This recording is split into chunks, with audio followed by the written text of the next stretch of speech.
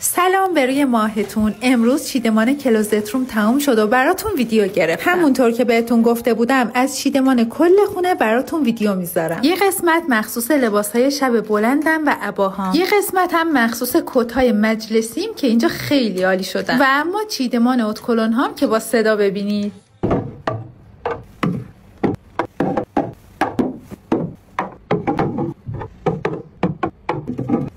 یه بیوگرافی هم بدم برای اون دوستان که منو نمیشناسن. من میترا هستم، اهل تبریزم. به تازگی به خونه جدیدمون اسباب کشی کردیم و مشغول چیدمانم. اگه عاشق چیدمان و نظم و آشپزی هستید بهتون پیشنهاد میکنم که حتما پیجمو ببینید و همراه همیشگیم باشید. تمامی کیف و کفشای مجلسیم هم چیده شد. ساکای بزرگ و کیفای بزرگم گذاشتم طبقه بالا که کمتر لازمم میشه. توی یکی از کشوها کمربندامو گذاشتم و توی کشوی پایینی هم تمامی عینکای دودیمو گذاشتم. اینم از چیدمان کلوزت رومم که حدوداً 3 ساعت طول کشید، ولی براتون یه ویدیو فشرده درست کردم.